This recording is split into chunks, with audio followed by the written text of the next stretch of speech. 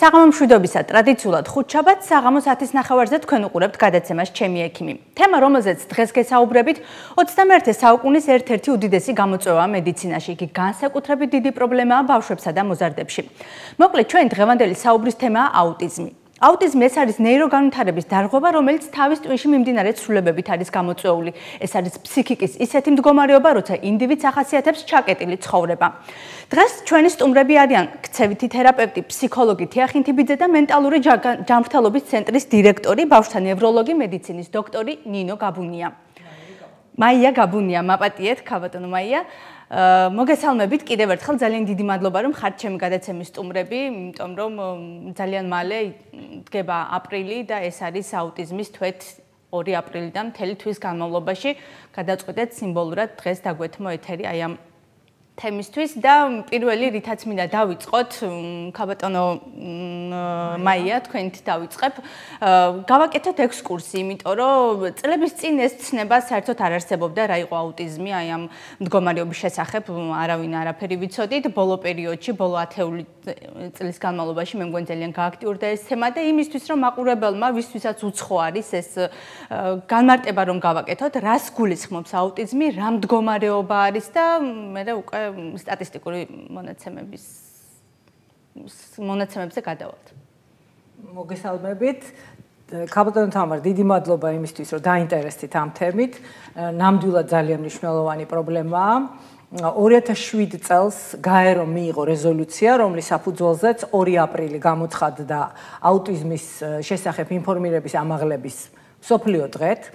რატომ? იმიტომ რომ ჩაითვალა რომ მნიშვნელოვნად მატულობს აუტიზმის სიხშირე და ის იქცა საზოგადოებრივი ჯანდაცვის სერიოზულ პრობლემად, სერიოზულ გამოწვევად და სასწრაფოდ საჭირო არის ინფორმირების ამაღლება საზოგადოებისთვის.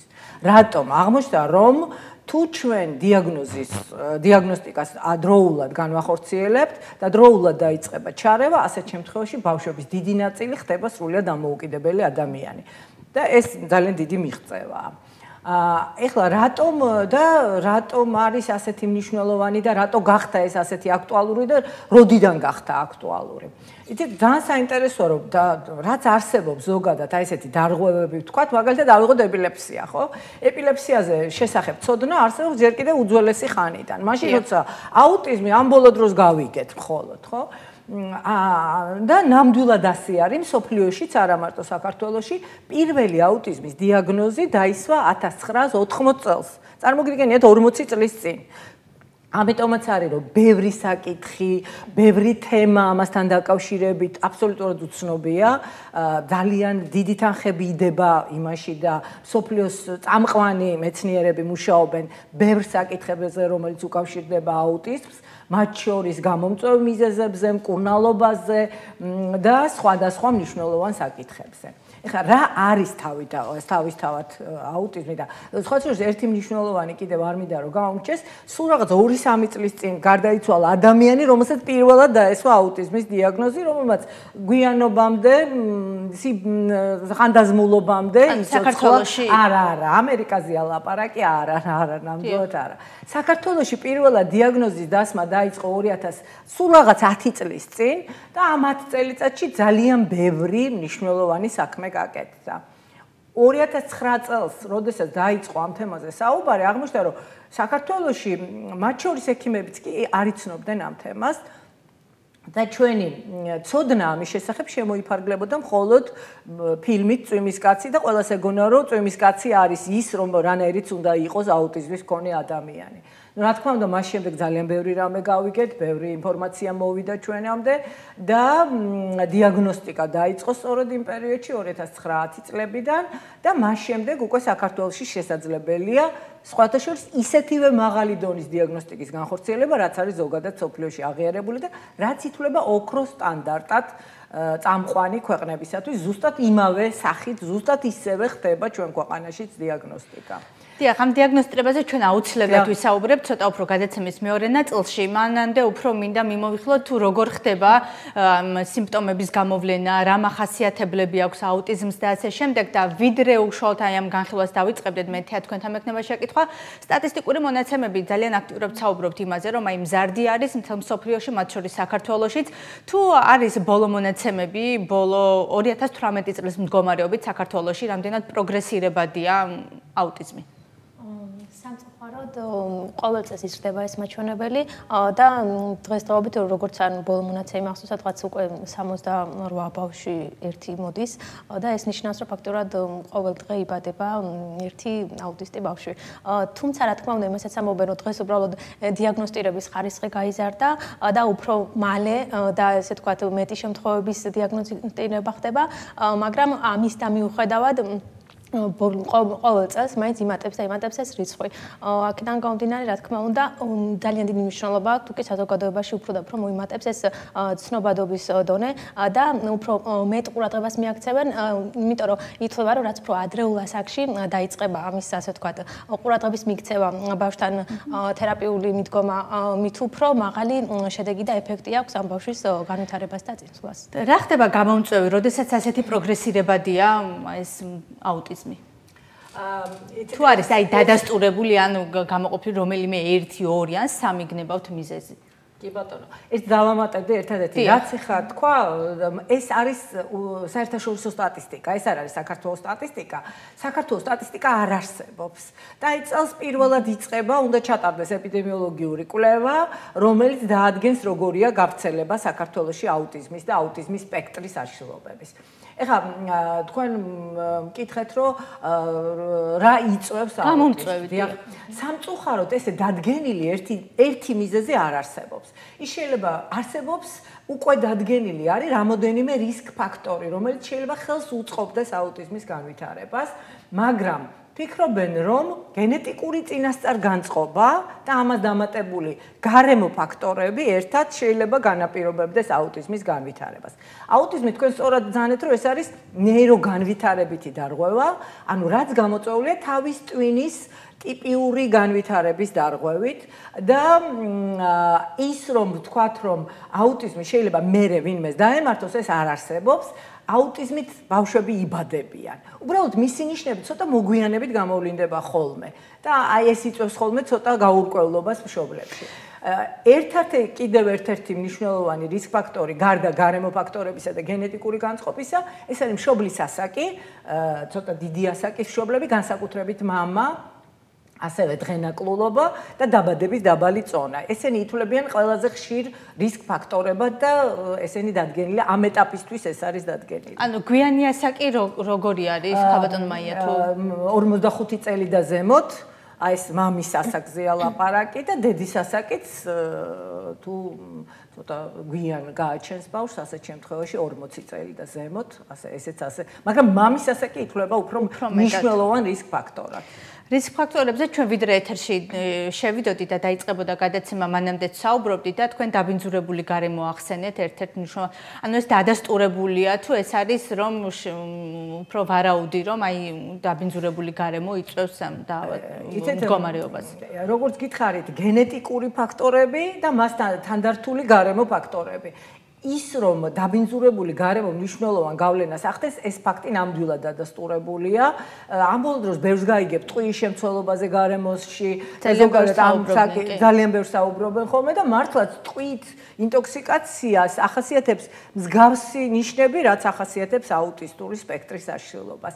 ასე რომ გარემოს დაბინძურება სერიოზული ფაქტორი არის აუტიზმის სიხშირის მომატებაში, თუმცა ორ ფაქტორებს გამოყოფენ ხოლმე, რომ რატო გაიზარდა ასე ძალიან თქვათ აუტიზმის სიხშირე, გამოყოფენ ორ ფაქტორს, ერთი გახლავთ ის რომ ამოცნობა გაუმჯობეს და უფრო კარგად ხდება დიაგნოსტიკა და მეორე რომ გარემო უფრო მეტად დაბინძურებულია რაც დრო გადის ჩვენი გარემო ნამდვილად.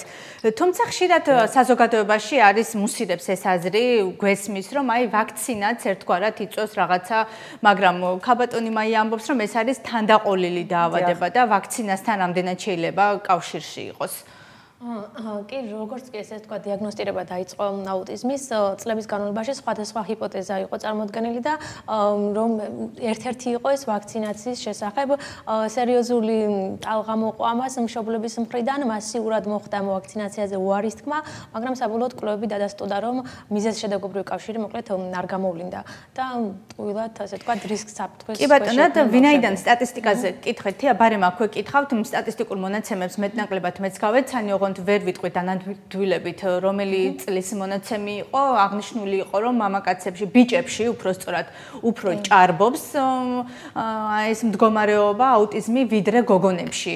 რატომ თუ ეს რეალური სტატისტიკაა? კი, ფაქტიურად ასე თითქმის 4-ჯერ მეტია ბიჭებში და ბოლო მონაცემებით ამბობენ, რომ 4.5-ჯერ მეტიც და ეს რეალურად ასეა, თუმცა არსებობს მოსაზრებაც, რომ აი უფრო ბოლოდროინდელი, რომ უფრო ზრდასრულ ადამიანებთან, თვითონ აუტისტებთან, როდესაც ინტერვიუების და ასე თქვა ჩანაწერების საფუძველზე მოხდა კვლევა, ზრდასრულ გოგონებთან ესეთი ფაქტი გამოვლინდა, რომ გოგონებშიც იგივე რაოდენობით თითქმის იყო, მაგრამ გოგოებში ერთგვარი შენიღბული სახე ჰქონდა ადრეულ ასაკში, რომ თითქოს აი გოგონები უფრო მარტივად ახერხებენ რაღაც აი სოციალური ქცევების ან რაღაც ფრაზების ასე შემდეგ დასწავლას და გარშემოყვებებისთვის ძნელად შესამჩნევი ხდება ის, რომ მათ აქვს ერთგვარი პრობლემა. თუმცა ესეც ჯერ არ ამგონია დადასტურებული იყოს, თუმცა ყავს საკმაოდ ასე თქვა მაინც საინტერესო ესეთი დაყოფა სქესის შორის თანაფარდობა. თუმცა ფაქტია, რომ ბავშვები, რომლებიც დადიან თქვა მომართვიანობის,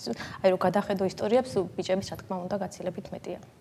კი ბატონო, და ნიშნებზე რომ გადავიდეთ, საკმაოდ ადრეულ ასაკში იჩენს ხოლმე თავს ეს ნიშნები, რითაც შეიძლება ვივარაუდოთ ან ვიეჭვოთ, რომ შესაძლოა ადგილი ჰქონდეს აუტისტურ სპექტრის აშლილობას ან აუტიზმს, ხო? რა ნიშნები არსებობს, რასაც მშობელმა უნდა მიაქციოს ყურადღება და შემდგომ უკვე სპეციალისტები, ნევროლოგები ადასტურებთ აი ამ მდგომარეობას. რაც უფრო ადრეულ ასაკში მიიტანს ეჭვსდედა, მით უფრო რა თქმა უნდა უკეთესია, მით უფრო დროულად მიმართავს ექიმს და უფრო დროულად შესაძლებელი იქნება დიაგნოზის დაზუსტება. ხა, ყველაზე ადრეული ასაკი, როცა შეიძლება სადღაც 1 წლის ასაკისთვის მიგიქცევიათ ალბათ ყურადღება, რომ როცა ბავშვს რაღაც აინტერესებს, შეიძლება არ იცის ჯერ ლაპარაკი, მაგრამ თითით მიანიშნებს იმაზე, რაც აინტერესებს. აქ ასეთ შემთხვევაში თუ აქ არის აუტიზმის სპექტრი, ასეთ შემთხვევაში ეს არ არის. ასევე, როდესაც უღიმი ბავშვს სულ რაღაც 3-4 თვიდან ყველა ჩვილი გიღიმის, როცა დედა როცა უღიმის, ბავშვიც უღიმის. ამ შემთხვევაში შეიძლება იყოს ეს არ გამოვლინდეს, ანუ ღიმილზე ღიმილით პასუხი, აი სოციალური ღიმილი შეიძლება ბავშვს არ ჰქონდეს. ეს ჯერ კიდევ ძალიან ადრე წლამდე ვამბობ. ასევე ბავშვი იწყებს 8-10 თვიდან ტიტინს, შესაძლებელია რომ ბავშვს არ ჰქონდეს ტიტინი და დაიგვიანოს ტიტინმა, ან საერთოდ არ იყოს. ასევე მნიშვნელოვანია ის, რომ მაგალითად, როდესაც ბავშვს დედა გადის ოთახიდან, სუჩუე პატარაც კი 8-10 თვის ბავშვი უკვე ხელს გაიწვევს იმისთვის, რომ აიყვანოს, ჩაიხუტოს. შეიძლება ეს ბავშვისთვის ამ კონკრეტულ ელემენტარული კომუნიკაციის უნარის გამოხატვაზე საუბარი, ხო? სწორედ რომ აუტისტური სპექტრის აშლილობები, აუტიზმის სპექტრის აშლილობები, სწორედ ეს არის, რომ მისთვის დამახასიათებელი არის სოციალური კომუნიკაციის და ქცევის დარღვევა და ქცევის პრობლემებია. და სოციალური კომუნიკაცია სწორედ ეს არის ჩვენი ურთიერთობა, ხო, ადამიანების ერთმანეთთან. მაგრამ ყოველთვის ეს არ არის იმის დასტური, რომ აუტიზმთან გვაქვს საქმე, ხო? ანუ შესაძლოა ვიღაცას არ ქონდეს კომუნიკაციის პრობლემა, მაგრამ მაინც სხვა ნიშნები ქონდეს, რითაც დადასტურდეს აუტიზმი. თუ შეიძლება ასე თუ ეს აუცილებლად არის კომუნიკაციის უნარების შეზღუდვა.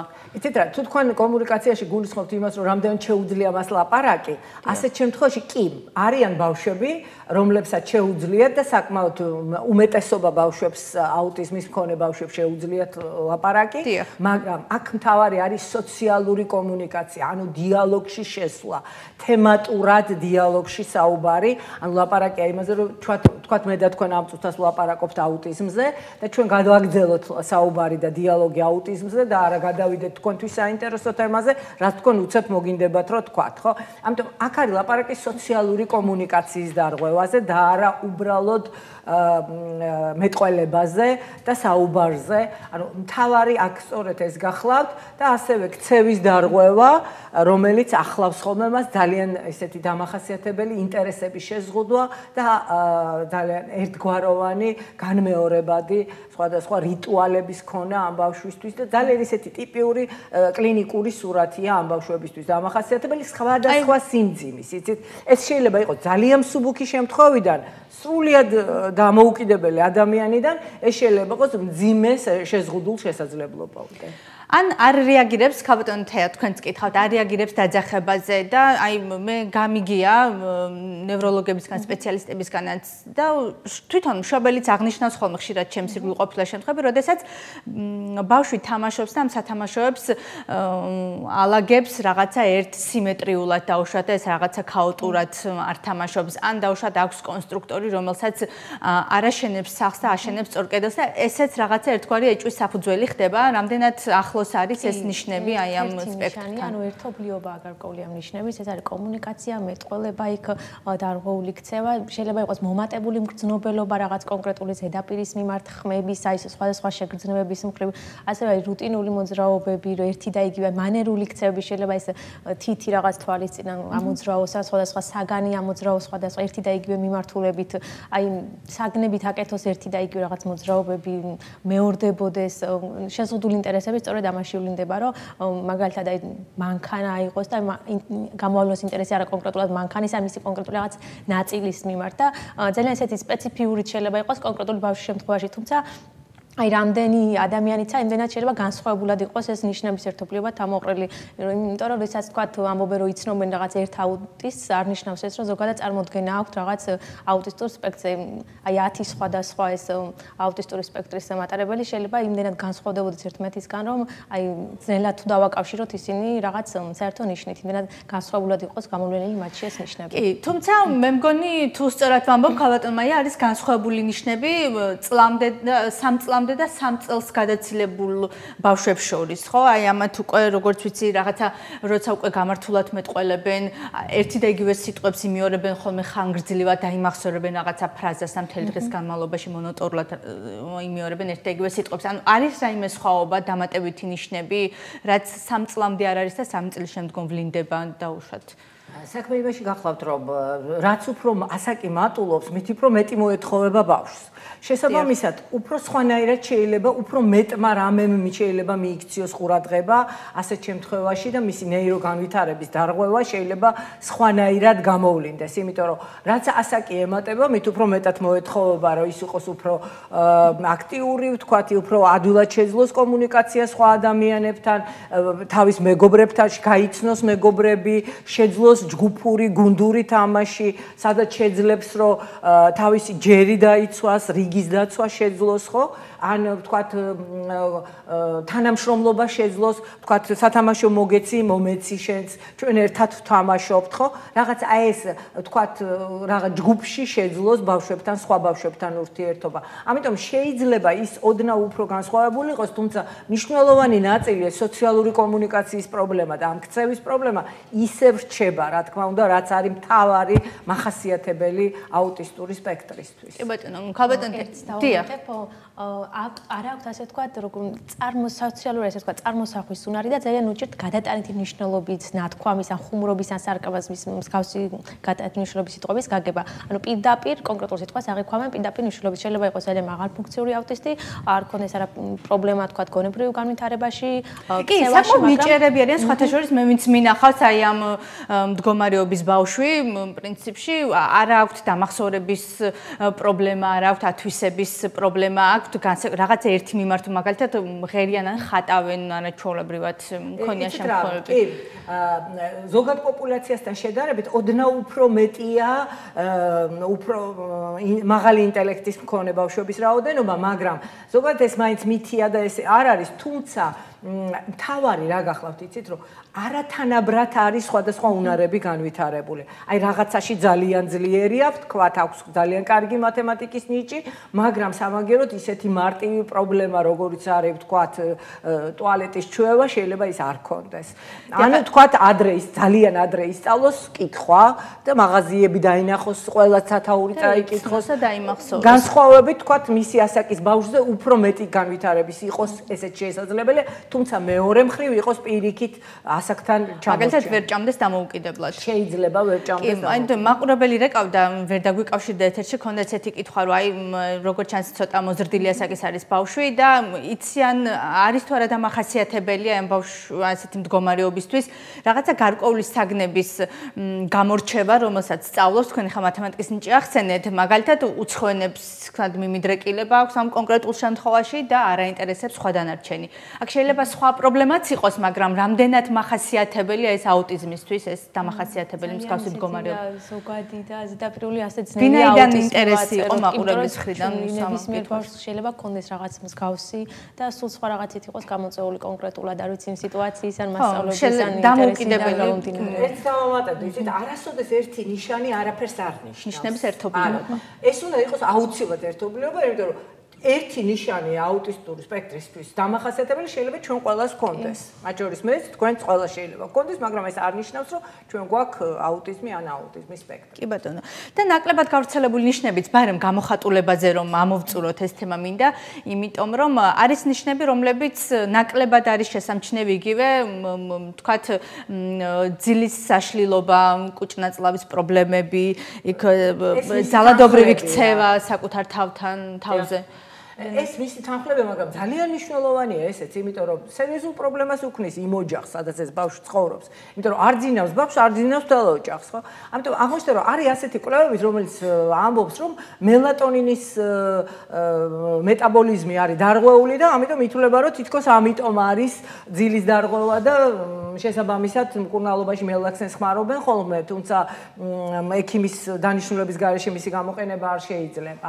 ამიტომაც მნიშვნელოვანია ეს ერთ-ერთი, ასევე დაახლოებით 70-80% ბავშვების აქვს კუჭნაწლავის ტრაქტის სხვადასხვა პრობლემა და ამიტომ ხშირად მიმართავენ ხოლმე ისინი პედიატრებს, მათ შორის ყაბზობა, ან დიარეა, ან რაღაც სხვა პრობლემა და ესეც თანხლები ყველაზე ხშირი პრობლემა არის. ამის გარდა მას შეიძლება ახლდეს ესეთი ალბათ გეცოდინებათ ყურადღების დეფიციტსა და ჰიპერაქტიულობის სინდრომი შეიძლება იყოს თანხლებული დაახლოებით 20% შემთხვევაში, ასევე დაახლოებით 30% შემთხვევაში შეიძლება იყოს შფოთვითი აშლილობა, ასე რომ მას ამ აუტიზმის სპექტრის აშლილობასთვის დამახასიათებელ ნიშნებს შეიძლება ქონდეს რაღაც სხვა თანმხლები, სხვა პრობლემებიც.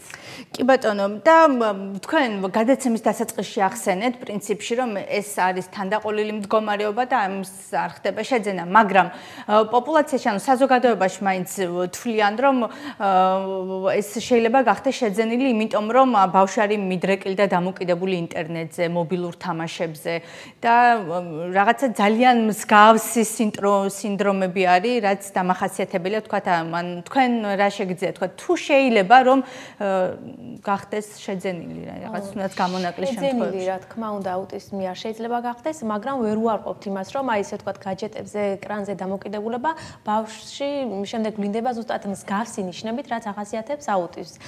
პრაქტიკაში ქონია ცენტრში მოსულან ბავშვები, რომლებიც აი დიაგნოსტირების შედეგად დაუწერიათ აუტიზმის მსგავსი ნიშნები, იმიტომ რომ თითქმის არაფრით არ განსხვავდება და შემდეგ უკვე აი თერაპიების შედეგად ნელ-ნელა მოეხსნათ ეს ნიშნები და ფაქტურად დაუბრუნდნენ ნორმალურ მდგომარეობას. და აუტიზმის შემთხვევაში ეს არ ხდება, რომ აი უცებ ერთ დღეს ეს მდგომარეობა გაქრეს, უბრალოდ ხდება გაუმჯობესება და ამ ყველაფერთან ესე ვთქვათ სწავლა ის სხვანაირად შესაბამისად აღქმა სამყაროსი.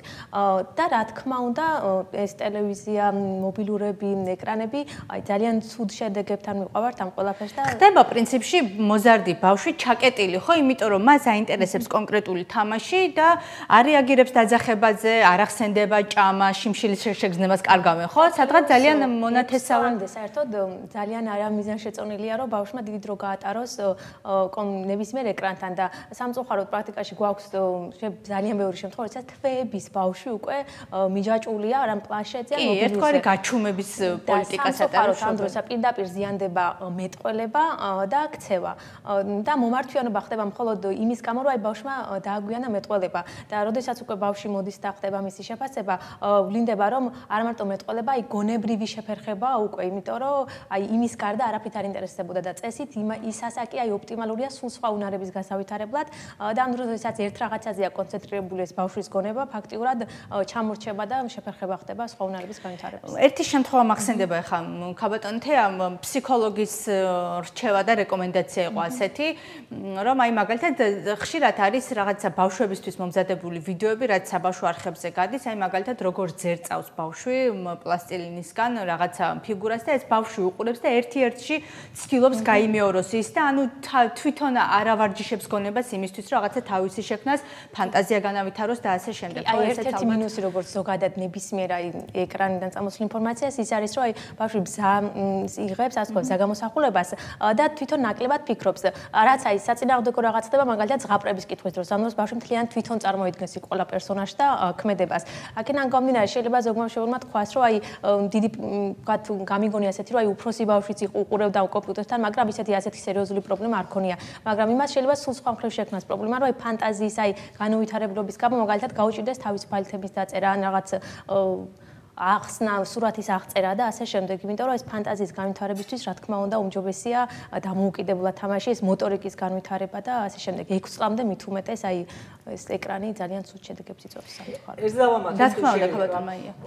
ეკრანთან ურთიერთობა 2 წლამდე კატეგორიულად არ შეიძლება. არ უნდა კონდეს ბავშვს ეკრანი. ნებისმიერი ეკრანი, ეს შეიძლება იყოს ტელეფონი, ტელევიზორი თუ სხვა რამე. 2 წლამდე კატეგორიულად არა.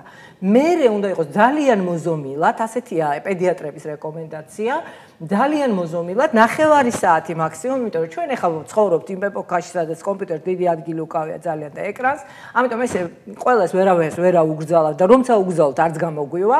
ამიტომ უნდა იყოს მოზომილი და აუცილებლად უნდა იცოდეს დედამ თუ მამამ, არა აქ მნიშვნელობა მშობელმა, რითია მისი შვილი დაკავებული ეკრანთან. რას უყურებს? იმიტომ რომ არსებობს საგანმანათლებლო პროგრამებიც და ის, რა თქმა უნდა, შეიძლება რომ ამაში ჩაერთოს, მაგრამ ზოგადად ყველა მშობელს უნდა ახსოვდეს, რომ პირისპირ ბავშვთან ურთიერთობა ბავშვის განვითარებისთვის ძალიან მნიშვნელოვანია და არა ეკრანი.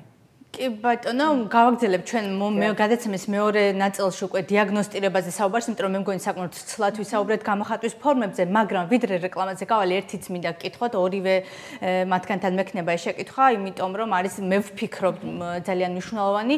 ხშირად ისმის აი ქილიკით საუბარი სხვა ადამიანებისგან იმ მოზარდის თუ იმ ბავშვის მისამართით, რომელიც არის აუტისტური სპექტრის მატარებელი, რომ აი რაღაცა შენ არ გეთამაშები იმიტომ რომ რაღაცა არიცინი, არ ხარ კომუნიკაბელური, ან ამ ბავშვს ასწავლეთ სხვაგან, უფროსებისგან მოდის, შენთვის არის აგრესიული და ასე შემდეგ.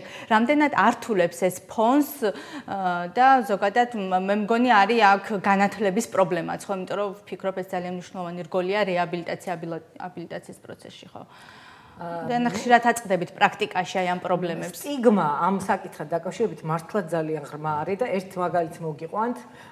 იცით ალბათ რომ არსებობს პროგრამა, სახელმწიფო პროგრამა და გაგვითავისუფლდა ადგილი და ჩვენ ცენტრში და შემდეგი რიგით ვინც იყო, შევთავაზეთ მას რომ ის ჩამდგარიყო ამ პროგრამაში. და რატომ თქვა უარი? იმიტომ რომ არ უნდა რომ გახმაურდეს რომ ის შვილს თქვა აქვს ეს პრობლემა. ამიტომ ეს სტიგმა ჯერ კიდევ ძალიან ღრმა არის და ეს დამოკიდებულია იმაზე რომ საზოგადოება არ ვართ მზად და წლევანდელი 2 აპრილის ყველა 2 აპრილს ყოველ წელიწადს აქ ხდება თავისი სლოგანი. მაგალითად ევროპის იგივე კამპანია ეძღვნება იმას რომ საზღვრების გარეშე და ნიშანი რომელიც უსასრულობის ნიშანი რომელიც იგივე უსაზღვრობას ნიშნავს სწორედ ამაზე მიუთითებს რომ ჩვენ ბარიერები კი არ უნდა შევუქმნათ ამ ადამიანებს პირიქით უნდა გავხსნათ ყველა სივრცე ამ ადამიანებისთვის და მათთვის ხელმისაწვდომი უნდა იყოს ყველა გარემო და ზოგადად ჩვენ თუ იმიტომ რომ იცით როგორ არის მე მინდა რომ კარგად ესმოდეს ყველას რომ არავინ დაზღვეული იმისგან რომ ხვალ მას ან მის ოჯახში გაჩნდება აუტიზმის სპექტრის მქონე ბავშვი არავინ არა ვართ ამიტომ ჩვენ უნდა მიყოთ ძალიან მაქსიმალურად მიმღებლები ამისათვის. კი და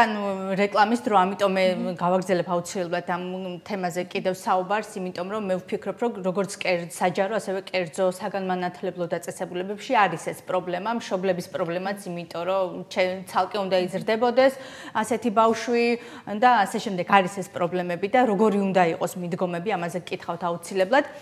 ჩემი ექიმი დროს რეკლამას უთმობს, სულ რამდენიმე წუთში დავბრუნდებით, დაგველოდეთ. ჩემი ექიმი ისევ პირდაპირ ეთერშია, ჩვენ აუტიზმზე ვსაუბრობთ. გადაცემის და თქვენ შეკითხვებს გქცევითი თერაპევტი, ფსიქოლოგი თიახინ თიბიძე და მენტალური ჯანმრთელობის ცენტრის დირექტორი მაია გაბუნია პასუხობენ, რომელიც ასევე არის ბავშვთა ნევროლოგი, მედიცინის დოქტორი.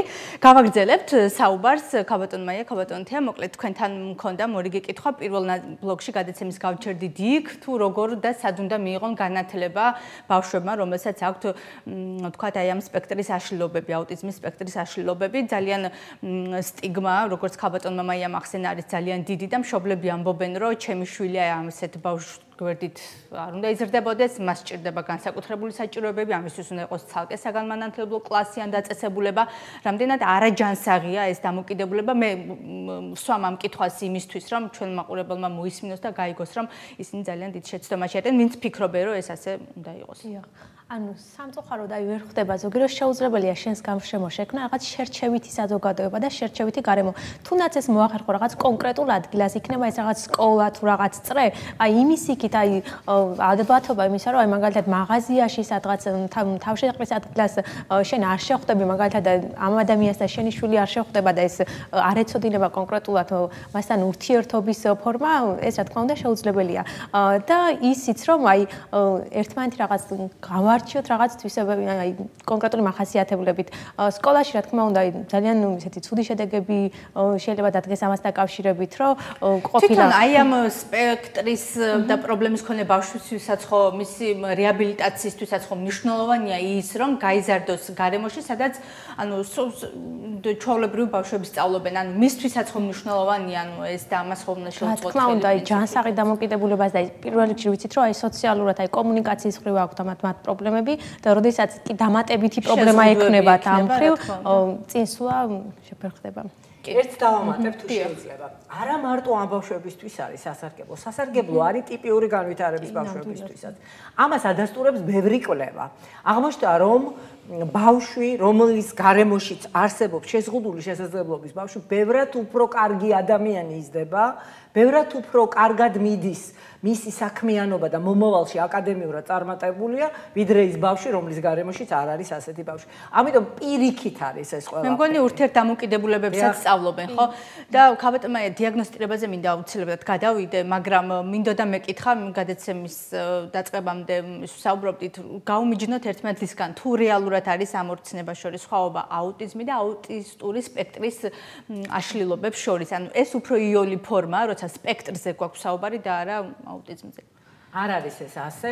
2013 წლამდე არსებობს დაავადებათა კლასიფიკაცია საერთაშორისო, რომელსაც გამოიყენებს საქართველოს და ასევე აქვს ამერიკას თავისი კლასიფიკაცია, რომელიც 2013 წლიდან შეიცვალა და თუ მანამდე იყო აუტიზმი, ატიპიური აუტიზმი, ასპერგერის სინდრომი და პერვაზიული აშლილობა დაუზუსტებელი, აი ეს 4 სხვადასხვა კატეგორია გაერთიანდა და დაერქვა აუტიზმის სპექტრის აშლილობა. ამიტომაც აუტიზმის სპექტრის აშლილობა ეს არის სახელი კოლგა, რომლის ქვეშაც გაერთიანებულია რამდენიმე კატეგორია, მათ შორის აუტიზმი, ატიპიური აუტიზმი,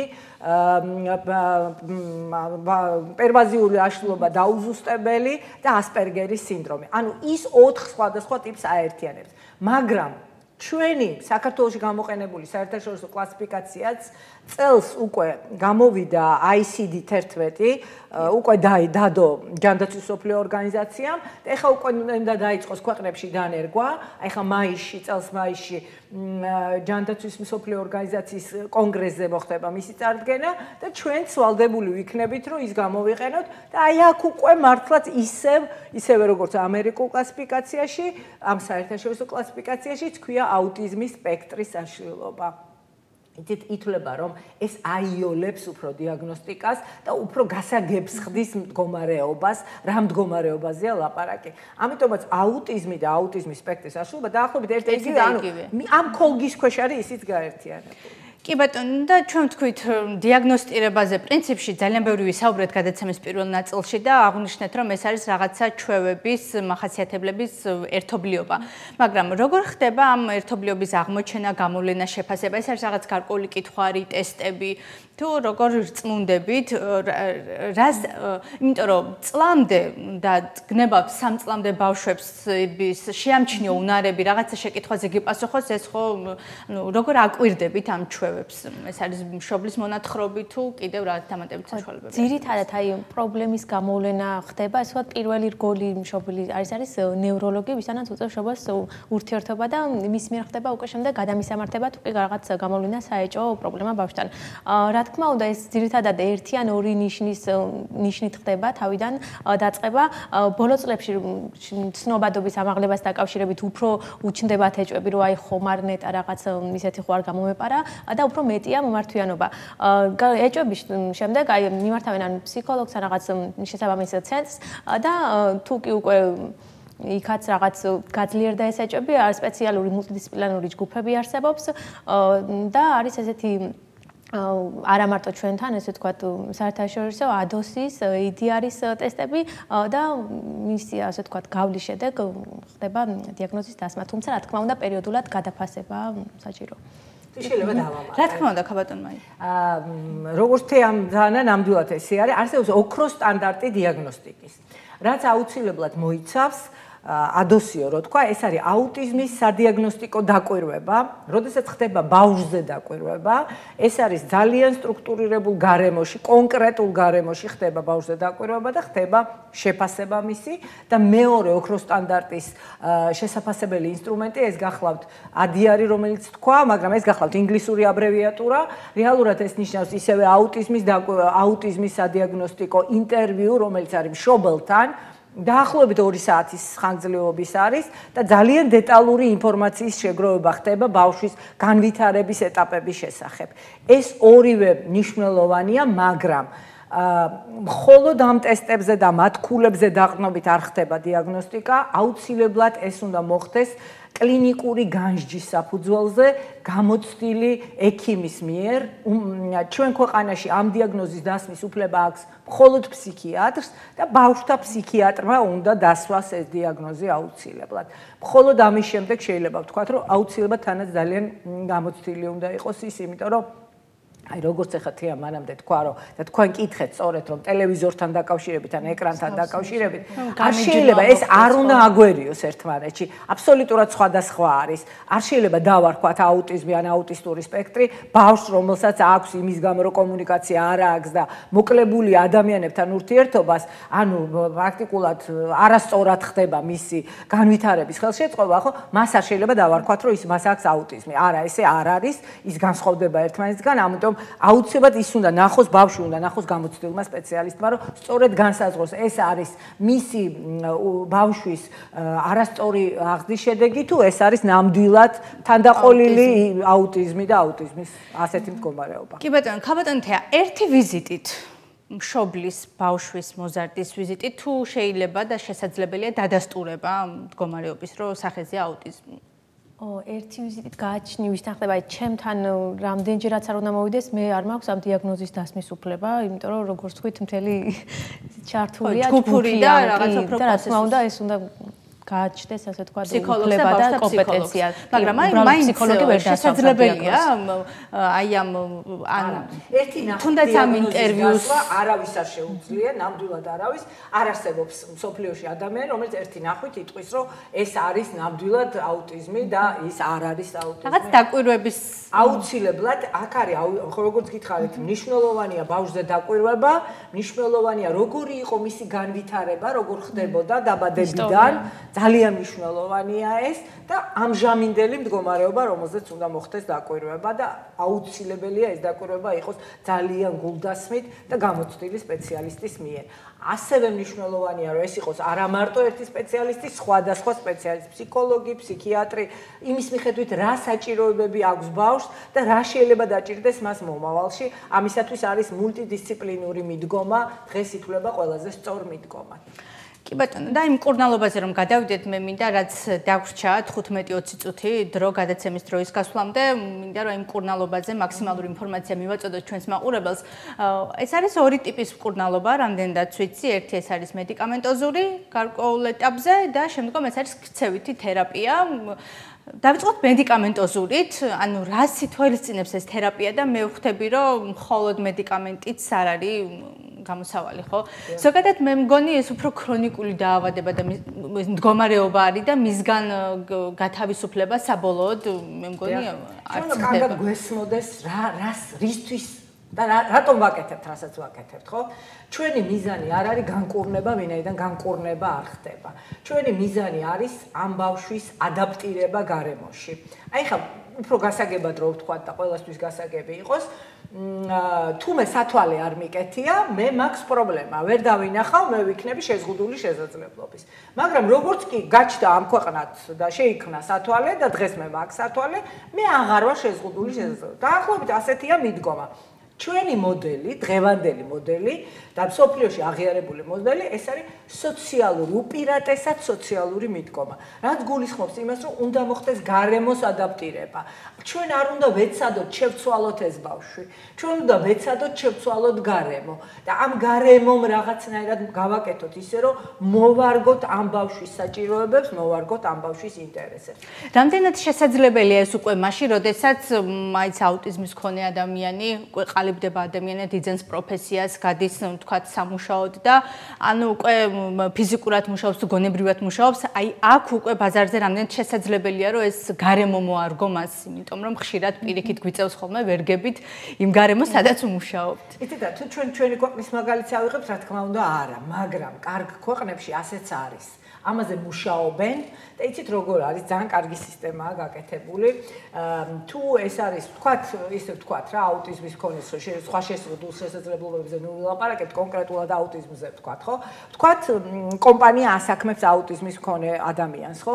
ამ შემთხვევაში მას დამატებით ამ კომპანიას ეძლევა შეღავათი იმისათვის, რომ იმ გარემოს ადაპტირება გააკეთოს, სადაც ამ ადამიანმა უნდა იმუშაოს და შესაბამისად ხდება სწავლა ამ ადამიანსაც ასწავლიან როგორ იმუშაოს იმ გარემოში და იმ გარემოში მყოფ სხვა თანამშრომლებსაც იმ გარემოსაც უკეთებენ ადაპტირებას და სხვა თანამშრომლებსაც ასწავლიან როგორ მოერგონ ამ ადამიანს. ანუ ეს ყველაფერი არის ძალიან ურთიერთი. მოტივაცია იზრდება. ერთი მხარე აქ წარმოუდგენელია ვინმე რამე გააკეთოს. ამიტომ თვითონ კომპანიასაც წაახალისებენ იმით, რომ დაასაქმოს ეს ადამიანი. ანუ ძალიან კარგი მიდგომა. ჩვენ ცოტა შორს ვართ ახლა მაგისგან, იმიტომ რომ მაგრამ აუცილებლად ჩვენ ნელ-ნელა უნდა გადავიდეთ ასეთ მოდელზე. კი ბატონო, და ქცევით თერაპიაზე რომ ვისაუბროთ, ყველაზე მთავარი რგოლი არის ამ რეაბილიტაციის პროცესში. რას გულისხმობს, აი ხალბატონთია თქვენ დავიწყებ ამ შემთხვევაში ქცევითი თერაპევტი ხართ ამავდროულად, საიდან იწყება და მე მგონი უნარების შეძენა არის მთავარი მიზანი ამ ქცევითი თერაპიის, ხო? ნამდვილად, ანუ დღესდღეობით კვლევების შედეგად ყველაზე ეფექტურ მიდგომად ითვლება სწორედ ABA თერაპია, რომელიც ქცევით თერაპევტის მუშაობას გულისხმობს. ქცევით თერაპევტი ეს ნიშნავს ქცევის კორექციას, ბავშვის სოციალიზაციის გაუმჯობესებას, მისი კონკრეტული უნარების გაუმჯობესებას, იმიტომ რომ ადამიანს, აუტიზმ ბავშვებს აქვთ განსხვავებული აღქმა, ну ზოგადად თითოეულ ადამიანს რა თქმა უნდა ინდივიდუალური აღქმა აქვს, მაგრამ მათი აღქმა მეტი სპეციფიურობით გამოირჩევა და მათ ჭირდებათ განსხვავებული მიდგომა იმ ყველაფრის დასასწავლად, რაც ჩვენ ისედაც ავტომატურად და მარტივად გამოგვდის. აი ამ ქცევით თერაპიაზე როცა ვსაუბრობთ, ალბათ აქვს გარკვეული ასაკი, რა ასაკიდანაც იწყება, ხო? მუშაობა მოზარდთან თუ, იმიტომ რომ 6, 7, 8 გნებავ 9 თვის ასაკში ალბათ ეს რთულია. ხო, თვეების ბავშვთან დიაგნოსტიკაც ძნელად ხდება. უკვე როდესაც მცირე ასაკიდან ხდება მარტივი უნარების გამომუშავება, ერთ-ერთი მაგალითად ისეთი ბაზისური უნარი როგორიც არის, მოთხოვნის დასწავლა. ეს არის რომ ბავშვმა კონკრეტულად რაღაც მოითხოვოს, იმიტომ რომ ხშირად მეტყველებაში აქვს პრობლემები და არ გამოიყენებენ, შეიძლება ბავშვს მეტყველებაში არ ქონდეს პრობლემა იმ მხრივ, რომ ამბობდეს სიტყვებს, მაგრამ არ გამოიყენებდეს ამ სიტყვებს დანიშნულებისამებრ, ანუ ფუნქციურად. და ხდება იმის დასწავლა, რომ მოუნდეს ამ რაღაც სიტყვის ფუნქციურად გამოყენება. ან მაგალითად როგორ აღწევთ იმას, რომ ბავშვმა თქვას, რომ მე მინდა თოჯინა, ანუ თოჯინით თამაში. უნდა თოჯინა, ის უნდა მიხვდეს, რომ თოჯინა რომ მიიღოს, ამისთვის უნდა მოითხოვოს. ეს რამდენჯერმე მეორდება. ჯერ შეიძლება ეს მოხდეს რაღაც ფიზიკური დახმარების შემდეგ ნახევრად ფიზიკური მინიშნების და ნელ-ნელა უკვე ბავშვი სწავლობს, რომ თუ არ მოითხოვა, ისე თოჯინას ვერ მიიღებს. ეს რა თქმა უნდა რაღაც ეს კონკრეტული ქცევა მარტო თერაპევტთან არ უნდა ხდებოდეს, მშობელს ცალკე ეძლევა რეკომენდაცია, რომ ოჯახშიც იგივე პრინციპით იმუშაონ ამ ბავშვმა და ნელ-ნელა ასე ნაბიჯ-ნაბიჯ ბავშვი ხდება ასე თქვა საზოგადოების წევრი და სწავლობს სხვადასხვა უნარ-ჩვევებს, თუმცა განსხვავებული. კი, მშობლებთანაც გიწევთ, მე მგონი მუშაობა და ეგ არის ძალიან მნიშვნელოვანი, იმიტომ რომ ზოგადად რა ინტენსივობით ხდება ხოლმე ეს ქცევითი თერაპიის კურსი, ან კვირაში ერთი დღე ეს არის ყოველდღიური და თუ მხოლოდ სპეციალისტთან გატარებული ბავშვის 2 ან 3 საათი არ არის საკმარისი და იმ მშობელსაც რაღაცა ერთგვარი განათლების მიწოდება გიწევთ. ის რეკომენდებული საათები, რაც არის საერთაშორისოდ რეკომენდებული, ამის გაკეთება საქართველოში ვერ ხდება, იმიტომ რომ საკმაოდ ძვირია ეს ყველაფერი.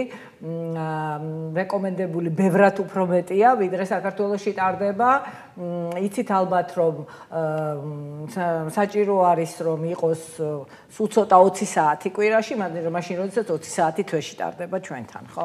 მაგრამ რა თქმა უნდა, ხა სულ არაფერს ესეც კარგია და ცუდი არ არის. არ შემიძლია არ თქვა ერთი რამე, იცით, არ მინდა რომ გამოვტოვოთ ეს საკითხი.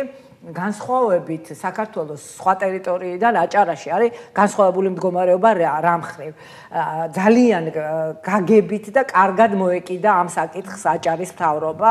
და რამდენიმე პროგრამა მოქმედებს ახლა. ეს არის მუნიციპალური თუ ჯანდაცვის სამინისტრო? ძალიან კარგია, არსად არ არის, არც ერთ საქართველოს, არც ერთ კუთხეში, მათ შორის თბილისშიც კი არ არის ასე კარგად გაკეთებული ეს ყველაფერი. არსებობს, ნახეთ, იწყება საიდან? წელს დაიწყეს ესა სადიაგნოსტიკო პროგრამა, რომელიც გააკეთა საზოგადოებრივი ჯანდაცვის ცენტრმა აჭარის. ქალბატონ რუსუდან შავიშვილია იქა და მან წამოიწყო ეს პროექტი და აფინანსებს ბავშვების დიაგნოსტიკას. კარგი, ეს პირველი ეტაპი დიაგნოსტიკა მოგვარებულია, ხო? შემდეგ უკვე არის თერაპია. უყურეთ, თერაპიაში 2 სხვადასხვა ორგანიზაცია გულისხმობს სახელმწიფო ორგანიზაციას, ეს არის ბათუმის მერია და აჭარის ჯანდაცვის სამინისტრო. ორივე აფინანსებს თერაპიას. ანუ ძალიან კარგად სტატუსი აქვს მნიშვნელობა, მან მოწყლა დიაგნოზი აქვს, არა? მხოლოდ დიაგნოზი. თუ შენ გაქვს დიაგნოზი, შენ შეგიძლია ჩაიტარო ეს თერაპია. ძალიან კარგია, იცით და არ შემიძლია რომ არ თქვა რომ ნამდვილად ძალიან მადლობის მეტი არაფერი არ მეთქმის აჭარის თავის. ეს სახელმწიფო პროგრამები გულისხმობს მხოლოდ აბილიტაცია, რეაბილიტაციის კურსს თუ იქ შედის დიაგნოსტირებაც დაუშვათ რასაც. არა, როგორც გითხარი, დიაგნოსტიკის სხვა პროგრამა ეხლა დაიწყო. და ეს დიაგნოსტიკის პროგრამა სხვა შორის არ არის ბათუმელებისთვის, არის არაბათუმელებისთვის, ანუ აჭარის რაიონებში მცხოვრები ბავშვებისთვის, იმიტომ რომ ესე ძალიან შეგნებულად გაკეთდა. იცით, პრობლემა აღმოჩნდა რაიონებში მცხოვრები ბავშვები, რომლებიც ვერ ახერხებდნენ დიაგნოსტიკისთვის გარკვეული თანხის გადახდას და ამიტომ აჭარის მთავრობამ გადაწყვიტა, რომ სწორედ ასეთი პროგრამა დაენერგა, როდესაც ხდებოდა რაიონების ბავშვების აღმოჩენა და მათთვის დიაგნოზის დასმა და ეს გაკეთდა მათთვის. ანუ დიაგნოსტიკის სხვა არის და თერაპიის სხვა პროგრამა არის. მაგრამ თერაპიას აქვს 2 პროგრამა, როგორც სამინისტროსი, ასევე მერიის. უნარების დასწავლა ქალბატონოთია და შემდგომ უკვე რაღაცა მეტყველების უნარის განვითარება, ხო? ეს ქცევითი თერაპიის უმნიშვნელოვანესი კომპონენტებია. რა დროს სჭირდება ზოგადად კურსი და თუ ეს არის გარკვეულ შედეგამდე, როდესაც მიხვალთ ინდივიდუალური შეფასების კი ბატონო, როგორც მაიამ თქვა, ჩვენ ხელში გვაქვს გაცილებით ნაკლები საათი, ვიდრე სასურველია და წინასწარ ასე ზოგადად, რა თქმა უნდა, მის თქმა შეუძლებელია, იმიტომ რომ კონკრეტული ბავშვი, ასე ვთქვათ, ინდივიდუალური სამყაროა და თვითონ განსხვავებული უნარები, განსხვავებული პრობლემები აქვს და წინასწარ არასდროს არ ვიცით, ვინ როდის რას გააკეთებს. ამიტომ თვითონ ბავშვზე, რა თქმა უნდა, განსხვავებულ დროს ფიქსირდება ეს შედეგები. გააჩნია კიდე ძალიან დიდი მნიშვნელობა აქვს, რამდენად არიან სახლში ჩართულები, ვთქვათ, ამ ყველაფერში ძალიან ემჩნევათ ბავშვებს შედეგი უფრო მაღალია, როდესაც ყველა მონაწილეობს ამაში და ითვალისწინებენ იმ რეკომენდაციებს, რომლებსაც მაგალითად ვიძლევით და როდესაც მხოლოდ ცენტრში უწევს ბავშვს რაღაცების კეთება. რთულია კი თან სახლში მე მგონი ართულებს მდგომარეობას ისიც რომ ბებია-ბაბუები უფრო დამთმობიან, როდესაც ბავშვს აქვს გარკვეული აკრძალვა, დაუშვათ გაატაროს ნაკლები დრო ტელევიზორთან ან ინტერნეტთან და ამ დროს მიდიან დათმობაზე. ხო, თუნდაც იმიტომ რომ ჭირვეულობს და ვთქვათ აი ამის გამო კი, ბებია-ბაბუაც ისეთ ზოგადად ოჯახის წევრებიც ეგ ცალკე პრობლემა აქვს შევძლებთან ურთიერთობა და მაინც და წყალში იყრება ის ნამშრომი, რაცაც თქვენ სპეციალისტები ძალიან თვალნათლივ ჩანს იმ ბავშვების ასე ვთქვათ წინსვლა და შედეგი, რომლებიც მშობლების ასრულებენ რეკომენდაციებს, რომლებიც არ ასრულებენ, აი პირდაპირ ასე ვთქვათ ხვდებით, როდესაც წინ ვერ მივდივართ, ესე იგი იქ უკან რაღაც ისე უდარბაზია. არის პრობლემა. კი, ერთია სიტყვების წარმოთქმა, დავუშვათ ცალკეულად და მეორე უკვე კომუნიკაციაში რო შეხვიდე, დავუშვათ ამისთვის გინდა გამართული მეტყველება, წინადადების საწყობა და ასე შემდეგ. ესეც ვთქვათ აი ამ ტაქტ ეგრე ვთქვათ, ესე ქვია თუ არ ვცდები, ხო? ტაქტი აი ამის შემადგენელი ნაწილი ამ თერაპიის თუ ეს უკვე სხვა შრომა? არა, რა თქმა უნდა, ეს ერთობლიობა, უბრალოდ ცალკეულ უნარზე, ცალკე მიდის მუშაობა, ტაქტი არის ანუ კონკრეტული რაღაც დასახელება, რაღაც ნივთის, საგნის. არიან ბავშვები, რომლებიც საერთოდ აი მარცვლის წარმოთქმაზე ვიწყებთ მუშაობას, უჭირს ზოგადად აი ბგერების რაღაც კონკრეტული ერთობლიობად წარმოთქმა და არიან ბავშვები, რომლებსაც აი შეიძლება ამბობენ ყველა სიტყვას, გამართულადაც შეუძლია რაღაც თქვან, ოღონდ თავისი ინიციატივით არ აკეთებენ. არიან კიდევ როდესაც ერთგვარი ეს ექოლალიები ქვია, მხოლოდ აკოპირებენ სხვის ნათქვამს, ან რაღაც განაგონ ფრაზებს იმეორებენ და რეკლამებზე იციან ხოლმე. კი, ან თუნდაც შეიძლება რაღაც ერთი კვირის წინ განაგონი ფრაზა, ასე ვთქვათ, ატრიალოს. ანუ არ უჭირს მას ასე ვთქვათ, წარმოთქმა კონკრეტული სიტყვის ფრაზის, მაგრამ კომუნიკაციისთვის ნაკლებად იყენებს ამას და აქ რა თქმა უნდა უფრო კიდე სხვა კუთხე ხდება მუშაობა. კიდე რამდენადაც მე როცა ვამზადებდი ამ თემას გავეცანი ლიტერატურას, იქ არის მნიშვნელოვანი, როდესაც უკვე ბავშვი იწყებს სიტყვების თუ წინადადებების წარმოთქმას და რაღაცა გარკვეულ ჭყალებში ამბობ ბრძანების შესრულებას, იქ არის უკვე აი მადლობის გადახდა, შექების ნაწილი ძალიან მნიშვნელოვანი იმისთვის, რომ ეს პოზიტიურად მოქმედებს, ხო? იმიტომ რომ მე ხდება დამჯერი და დამყოლი მე მგონი უფრო. ერთგვარი ეს განმამტკიცებლებზეა დაფუძნებული, განმტკიცებელი შეიძლება იყოს აი ბავშვის განვითარების მიხედვით, აი კვებითი განმტკიცებლით დაწყებული, ის რაღაც შექება, ჩახუტება, გაღიმება, მე რაღაც ქულის და ერთგვარი შეფასების მიცემაც, რა თქმა უნდა, ბავშვს უნდა განმტკიცეს ერთგვარი ასოციაციური დასწავლით, რომ აი რაღაც საჭირო ქცევის შედეგად მან რაღაც სასიამოვნო მიიღო, რომ ეს мотиваცია კონდეს, კიდევ გაიმეოროს ის ქცევა და ნელ-ნელა ესე ვთქვათ, სასიამოვნო, თუნდაც კომუნიკაციაში, როდესაც აქვს ბავშვს პრობლემა, მასთან ხდება მიდგომა, აი მისთვის სასურველი საინტერესო ნივთთან დაკავშირებით ხდება კომუნიკაციაში შესვლა, რომ მისთვის პოზიტიურად დარჩეს იმ რაღაც ერთგვარი თუნდაც ხანმოკლე კომუნიკაციის გახსენება, რომ მე ისე მომუნდეს რაღაც იგივეს განმეორება. და მაინც აი მინდა კითხოთ, იმიტომ რომ აი როდესაც არის ქცევი თერაპიაზე ბავშვი 3 წლიდან, აი ეს გახდა 7, 8, 10 წლის დაუშვათ და ანუ რაღაცა 14-15 წლის ასაკში უკვე ბავშვის დამორჩილებაც რთულია, იქ გარკვეული შეიძლება თავისი პროტესტიც ქონდეს, არ მივიდეს სპეციალისტთან, ანუ აი თუ შესაძლებელია, აი სრულწლოვნებამდე მაინც შეიძლება გაგრძელდეს აი ეს თერაპია, თუ რაღაც ეტაპზე და მე უკვე აზრს კარგავს, თუ ვერ დაისწავლა ეს უნარები, ან მეტყველება ვერ განავითარა, დავუშვათ 10 წლამდე. ან სკოლის ასაკამდე. აზრს კარგავს ასე ვერ ხო, ანუ შედეგი მეტი აღარ შეიძლება რაღაც კონკრეტულ უნარში არაჩვენოს იმაზე მაღალი შედეგი, მაგრამ ისე რომ არც ერთ მხარეს არ ქონდეს შედეგი. ანუ შეიძლება რომ 15, 16, 17 წლის ასაკშიც დადიოდეს და გარკვეულ უნარებს ეუფლებოდეს. რა თქმა უნდა. შეიძლება დავამატებ. რა თქმა უნდა. იცით რა არის, სხვადასხვა ასაკში სხვადასხვა უნარზე მიდის მუშაობა. თუ დასაწყისში ეს არის რაღაცა ვთქვათ მითითების შესრულება, სიტყვების წარმოთქმა, ანუ მისი სურვილების და აზრების გამოხატვა, მოგვიანებით ძალიან მნიშვნელოვანი ხდება სოციალიზაცია, ანუ ურთიერთობა თავის თანატოლებთან. და უკვე მუშაობა მიდის ამაზე, რომ ბავშვმა მოახერხოს თანატოლებთან ურთიერთობა. ანუ ვთქვათ, ყოფით უნარების განვითარებაზე, მათ შორის ჩაცმა, გახდა, ბანაობა, მაღაზიაში წავიდა რაღაც იყიდა, ხო? აი ის ყველა ყოველდღიური ყოფითი უნარები, რაც ბავშვს ასაკთან ერთად უნდა განუვითარდეს, ამიტომაც მუშაობა მიდის სულ. ეს არ წყდება, იმიტომ რომ ასაკთან ერთად უბრალოდ იცვლება მიზანი. რა არის ჩვენი მიზანი, რა გვინდა ვასწავლოთ და ამით იცვლება, თორემ მუშაობა მიდის სწორედ ასევე.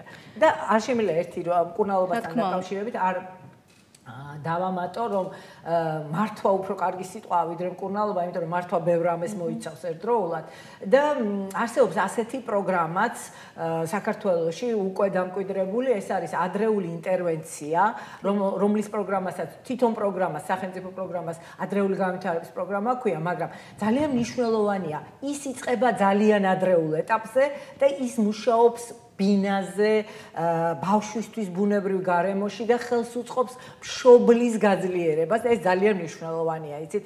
აი ეს კომპონენტიც აუცილებლად უნდა გათვალისწინებული იყოს და მშობელმა ეს საშუალებაც უნდა გამოიყენოს აუცილებლად. და უნდა ფლობდეს ინფორმაციას აი ამ ამ სერვისების არსებობის შესახებ. დასასრულისკენ უნდა წავიდე და რაც არ მიხსენები ამ გადაცემაში, მოკლედ ძალიან ამოუწურავი თემაა და ძალიან რთული ერთ საათში ჩაატიო, მაგრამ მაყურებლის ინტერესი იყო, სადაც დარეკა სტუდიის მიღმა.